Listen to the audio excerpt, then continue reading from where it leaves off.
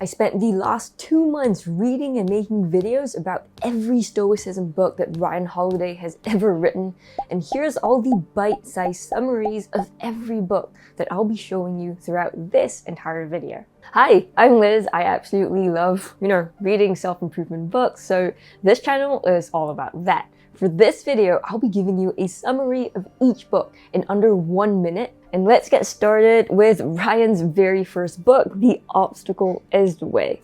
Here's something we can all relate to. Let's say you spent 4 hours working, but your computer shuts off and erases all your work. What do you do now? Chances are, most of us will view this as an obstacle, freak the shit out, and then let it ruin the rest of our day. But what Ryan recommends instead is to view this incident as an opportunity, to think of it as extra practice that will make us twice as good, 'cause we got to do it twice. Another example. Let's say we get stuck in a 5-hour traffic jam. Do you view it as a 5-hour loss of time, or do you view it as an opportunity to listen to the audiobook you never got to listen to? Let's say someone at work is rude to you. Do you take that as an insult and let it ruin the rest of your week? Or do you use that as fuel to your fire, as an opportunity to prove them wrong? As Ryan says, there is no good or bad, there is only perception. If you perceive mere incidents as obstacles, they will stand in your way. But if you perceive these so-called obstacles as opportunities instead, the obstacle becomes the way. That's why the book's called The Obstacle is the Way. That's the gist of it. The next book Ryan wrote is Ego is the Enemy. On one hand, we have crippling self-doubt. On the other extreme, insufferable ego. The fine balance between the two, that's confidence. When you're starting any journey, confidence says, I don't know what I don't know and I want to learn. While ego says, I already know everything I need to know. So ego prevents you from learning. When you reach your goal, confidence is based on the skills that you've already picked up, on the results that you've already gotten. On the other hand, ego makes you feel like you're the ultimate king or queen and you can do anything. It makes you overreach. Take Steve Jobs as an example. He's a genius when it comes to tech and innovation, yes, but his ego made him think he was smarter than the doctors who wanted to treat his cancer. So he delayed treatment for months, instead relying on his fruit juice medication. Unfortunately, we all know how that turned out. Basically, ego is an unhealthy belief in our own importance. It's arrogance. On the other hand, confidence is based on real results, real skills. It's completely objective, and understanding the very fine line between confidence and ego is what this book tries to teach. Next up, we have another book from the same year, The Daily Stoic. Unfortunately, this is like 366 different meditations, which is impossible to summarize in a single minute. So I picked out one meditation that I thought, fits best in this video. You must build up your life action by action and be content if each one achieves its goal as far as possible. Marcus Aurelius. Elite athletes increasingly follow a philosophy known as the process. This teaches players to ignore the big picture, like important games and winning championships, and focus instead on doing the absolutely smallest things well, like practicing with full effort. When you first start learning about Stoicism, or anything else for that matter, the mountain ahead of you can honestly feel so overwhelming and so impossible. Or maybe that's just me, because I'm not very smart.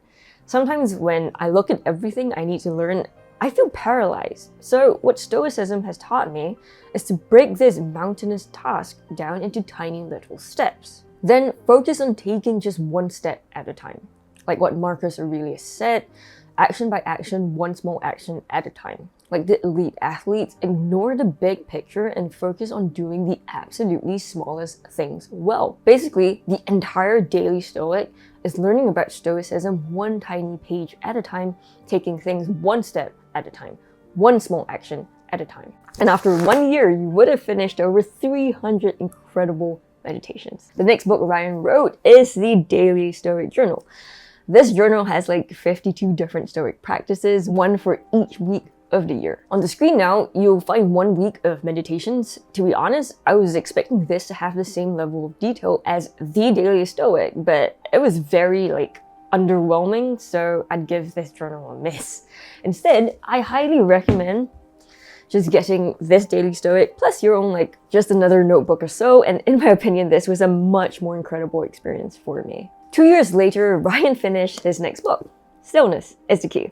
This book teaches you how to find stillness. The opposite of stillness is emptiness, and that's what most of us experience. There is no stillness for the person who cannot appreciate things as they are, particularly when that person has objectively done so much. Ryan isn't saying that we have to be happy with having nothing. To be more practical, yes, we can aim to achieve our goals, but beyond any objective point of enough. So a decent salary, having a job you enjoy, with colleagues who respect you, having a family who loves you, everything else on top of this, it's just nice to have and not need to have. On the other hand, we experience emptiness because beyond this objective point of enough, we still constantly desire more money, like we want to make $500,000 per year, we want more luxury toys, cars, houses, fame, respect, accomplishments, and so on.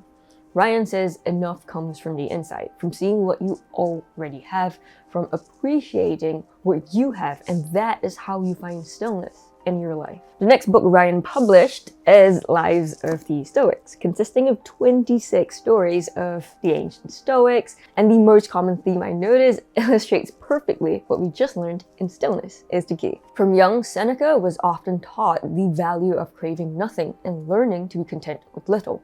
But he was quite an ambitious man, and for serving the psychopathic Nero, he amassed a fortune worth anywhere from 300 million to 300 billion in today's currency. It was only after doing so that he realized the burden of his wealth and he wanted to give it all back. Going back to this same graphic, if you have many desires in life, you're fragile. Because all that needs to happen is for you to lose a little bit of it and your entire life will feel like it's falling apart. On the other hand, if you're happy with these simple things in life, even after a big loss, you'll still find contentment. For example, Zeno of Citium lost his entire fortune in a shipwreck, but he stayed resilient because he found contentment in books and philosophy. He eventually came to create Stoic philosophy. Almost every other Stoic in this book also realized the freedom of desiring nothing and the slavery of desiring much. This was such an enjoyable read. I highly recommend it.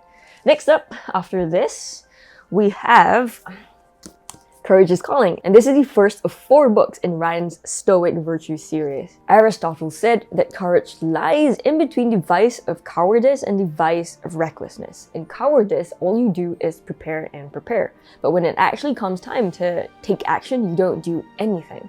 Recklessness, on the other hand, means that you don't prep at all. You don't think about the risks, you don't care about anyone else that might be affected, you just go. Courage is the fine balance of both. Before taking the leap, you prep. You write down whatever obstacles or evils that you may encounter along the way, and you plan how best to deal with them. The Stoics call this premeditatio malorum. On top of that, you defeat your fears also with cool-headedness and logic. Then, once you're done preparing, you muster up the courage and then you take the leap of faith.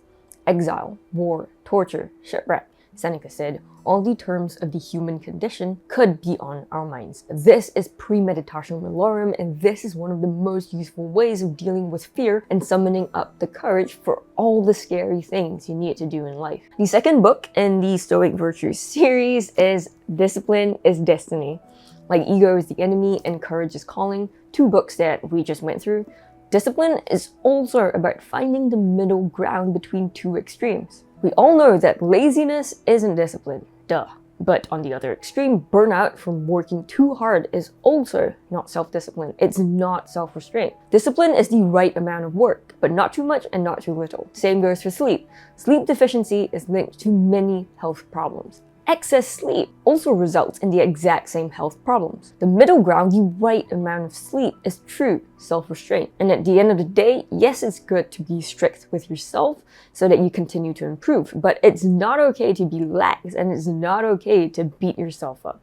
Have this self-restraint to show yourself some kindness. Self-discipline is giving everything you have and knowing when to hold back.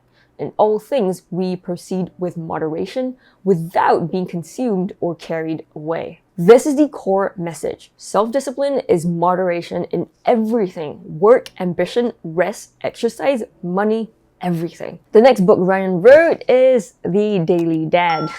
Honestly, I didn't really focus that much on this book because I'm not a parent, so I kind of found myself a little bit bored with it because it doesn't apply to me, but I can still give you the biggest thing that did stick with me. Bruce Springsteen wrote in his memoir that his father said fewer than 1,000 words to him throughout his entire childhood. In Bruce's 30s, he began struggling with depression despite accomplishing more than he'd ever dreamed. He was rich and famous, but he still felt completely alone. His psychiatrist told him no kid can turn conditional love into unconditional love, absence into presence. What your children want the most from you is your unconditional love and attention, but we tend not to focus on this. Instead, we focus on working so hard to get them the best toys, the best care, the best education. We spend too much time working and too little time with them. If this hits you in the gut, then start focusing on the right thing. Let your children know, in the words of Ryan Holiday, that they are loved, they are special, they are enough. That was the biggest thing that struck me in The Daily Dad. Unconditional love is the only thing that our children want. The next book Ryan wrote is the third book in the Stoic Virtue series, Right Thing, Right Now. In the 1st century BC, Hillel, the Jewish elder, was asked to summarize the Torah while standing on one foot. In fact, he could do it in 10 words. Love thy neighbor as thyself. All the rest is commentary. Do this even when it's not returned, even when it costs you. There are 2 levels here. The basic level is to love thy neighbor. Do for others what you would like them to do for you. Treat them exactly how you would treat yourself.